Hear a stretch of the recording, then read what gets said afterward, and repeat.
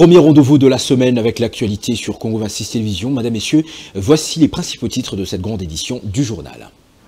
Mécanisme de financement innovant pour la conservation et la valorisation de la biodiversité au bénéfice de communautés locales et de peuples autochtones. Une table ronde sur le crédit bonobo traite simultanément cette question en République démocratique du Congo et en Belgique depuis le samedi. C'est Félix-Antoine Tshisekedi Tshilombo qui a lancé les travaux à Kinshasa. Accord de Washington, Patrick Muyaya Katambwe, pas du tout étonné de propos affamés de Paul Kagame. Le porte-parole du gouvernement congolais n'a pas tardé de recadrer le président rwandais commanditaire de l'agression contre la République démocratique du Congo. Vous le suivrez dans cette édition du journal. Et puis, les conditions de l'Ouganda, Thomas Lubanga, de lui permettre l'accès au contrôle des certaines zones stratégiques en Ituri, en échange d'un soutien militaire, font redouter les véritables objectifs poursuivis par l'armée ougandaise. C'est le rapport des experts de l'ONU qui révèle ce plan. Voilà tout pour le sommaire. Place à présent au développement. Le président de la République, Félix-Antoine Tshisekedi, a ouvert les travaux de la table ronde sur le crédit bonobo à Kinshasa samedi 5 juillet 2025. Il s'agit d'un mécanisme de financement innovant pour la conservation et la valorisation de la biodiversité au bénéfice de communautés locales et de peuples autochtones. Ce crédit est le fruit d'un partenariat entre le ministère de l'Environnement et du Développement durable et de l'Institut congolais pour la conservation de la nature ainsi que la fondation Zoo d'Anvers. Après Kinshasa, ces assises vont se poursuivre du 7 au 8 juillet 2025 à Anvers, en Belgique. Suivez le président Félix-Antoine Tshisekedi Tshilombo dans cet extrait choisi par notre confrère Didier Ilunga. À conjuguer de manière harmonieuse et durable la protection de la nature, la lutte contre la pauvreté et l'épanouissement des populations riveraines, notamment les peuples autochtones. Car il ne saurait y avoir préservation environnementale véritable sans justice sociale, ni de développement inclusif sans respect des écosystèmes. La tenue de cette table ronde représente une opportunité en ce qu'elle offre un cadre pour définir clairement les bases d'un plaidoyer international structuré en faveur de la création d'un crédit biodiversité propre à chaque espèce, notamment celles emblématiques à forte valeur pour l'humanité, à l'instar du bonobo. Agitation de Paul Kagame lors de sa dernière sortie médiatique. Le porte-parole du gouvernement congolais, Patrick Muyaya Katambwe, a réagi samedi 5 juillet sur les ondes de la radio Okapi. Selon lui, les mensonges répétés du président rwandais sur la présence de ces troupes en République démocratique du Congo commencent à toucher à leur fin. À mon avis, ces propos traduisent plutôt un certain désespoir parce que ces mensonges répétés commencent à toucher à sa fin. Comment vous pouvez constamment nier les activités illicites dans l'Est de la République démocratique du Congo alors que nous avons été à table et nous avons signé un accord? On ne peut pas signer un accord lorsque on ne s'est pas engagé dans un conflit. Mais d'autre part, est-ce que vraiment le président rwandais peut parler de démocratie? Est-ce que lui peut parler des respects de droits de l'homme? Mais comme il est si intéressé à la politique en République démocratique du Congo, il peut s'inspirer du modèle du président Tshisekedi dans un pays où les élections s'étiennent régulièrement, où vous avez une pluralité d'opinion, une pluralité des médias. Au Rwanda, il n'y a ni pluralité d'opinion, il n'y a ni élection crédible. Ne nous demandez pas d'aller dans la boue. Et nous sommes plutôt de ceux qui pensent que lorsqu'ils vont bas, nous allons haut. Ce qui est attendu de lui, ce n'est pas faire preuve des propos qui, en réalité, ne sont pas de nature à respecter l'esprit de l'accord. Depuis la signature de l'accord de paix historique entre le Rwanda et la République démocratique du Congo sous l'égide des États-Unis d'Amérique à Washington, une controverse autour de la question plane au sein de la classe politique congolaise. Interviewé sur nos antennes, Maître Dani Chiamala soutient que cet accord est un premier pas franchi pour la paix et la fin du mythe de Kagame. Dans le récent discours, le discrédite davantage. Suivez-le. Aujourd'hui, les États-Unis ne soutiennent plus le régime rwandais comme ils le faisaient auparavant, pour que M. Kagame se retrouve en position de force, ou comme il parlait sur les élections en République démocratique du Congo, comme s'il parlait des élections communales dans son pays. Ici, nous sommes devant une situation que le monsieur qui se croyait être fort est devant un président faible qui n'avait pas d'expérience politique et autres, il s'est vu être déboussolé parce que vous entendrez même dans ses dires. Il dit que Tshisekedi est en train de manipuler tout le monde et tout ça, alors que c'est toi le grand manipulateur. Tu as manipulé, mais tu n'as pas pu renverser Tshisekedi. C'est la thèse de Tshisekedi qui est passée devant pour qu'on arrive à obtenir même cet accord-là. Si c'était que c'est la thèse de Gaga, mais qui était passée, on ne pouvait pas avoir l'accord. Les États-Unis aujourd'hui, regardez ce qui se passe à Gaza, ce qui se passe au Liban, Syrie, Iran, par-ci, par-là. C'est la thèse israélienne qui passe. Vous comprenez? C'est toujours que non, Israël est en train de se défendre, Israël est en train de faire ceci, Israël. Mais ici, maintenant, dans cette affaire, c'est la thèse de la République démocratique du Congo qui passe parce que vous avez suivi même le président Trump devant le sommet de l'OTAN dire que l'armée rwandaise est entrée en République démocratique du Congo en train de tuer même avec des machettes. Donc c'est une thèse que les Congolais soutenaient. Aujourd'hui, ça a été accepté par tout le monde et même pas par n'importe qui, même par la superpuissance du monde.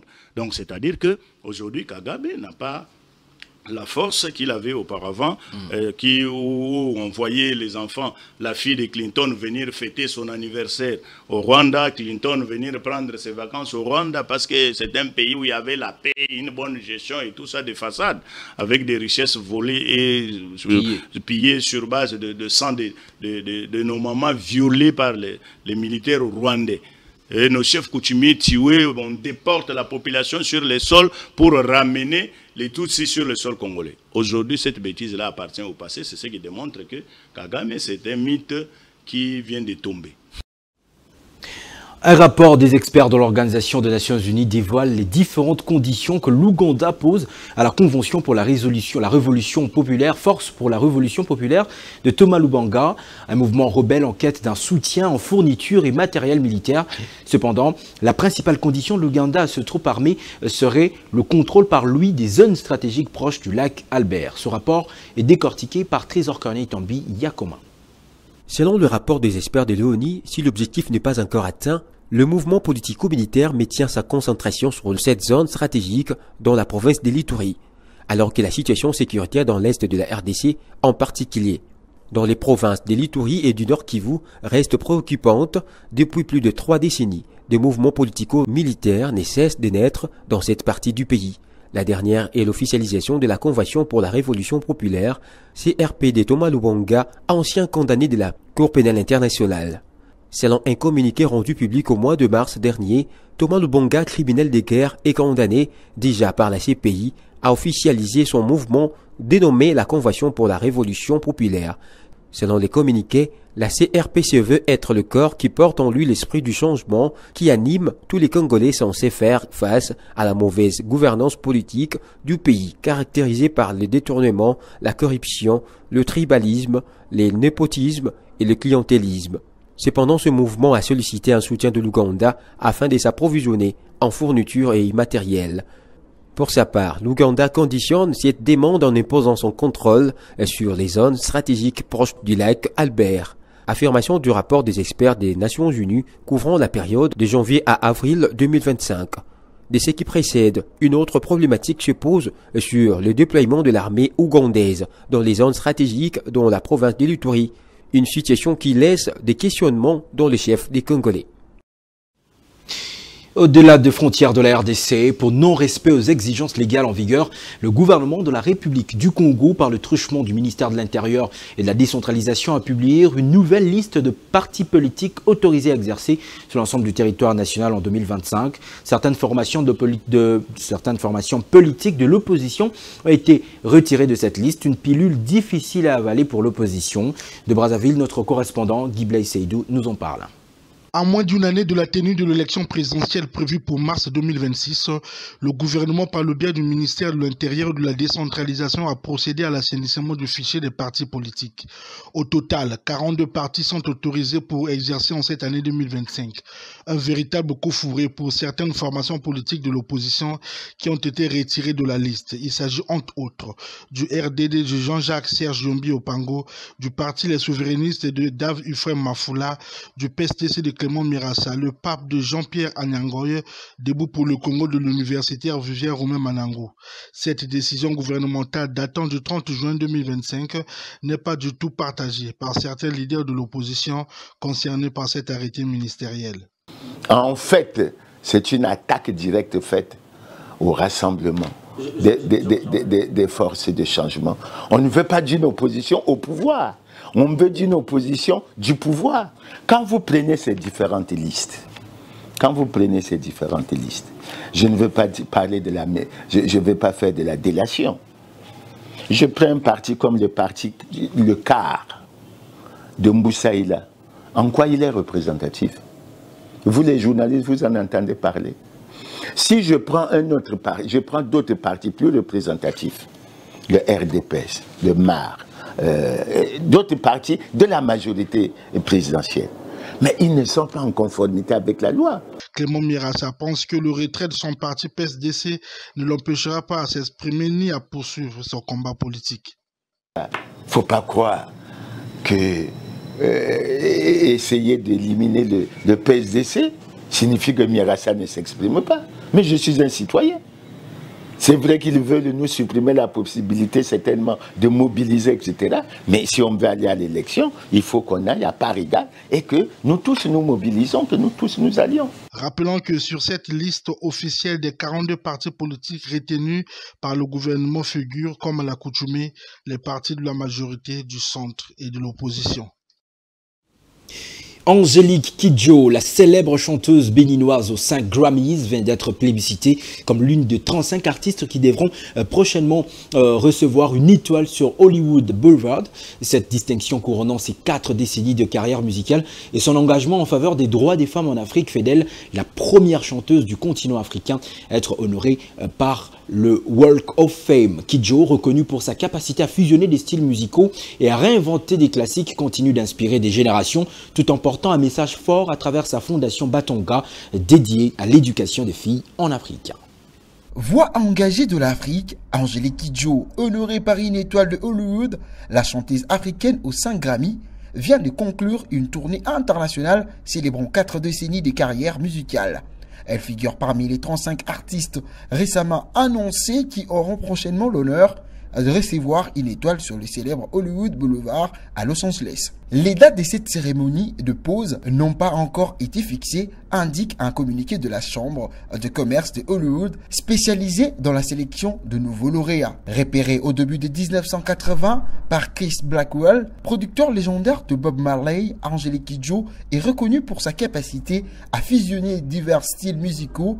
Elle a su réinventer des classiques tels que les boléros de Rival et a collaboré avec des artistes contemporains influents comme Davido et Burna Boy, apportant une touche unique à l'afrobeat.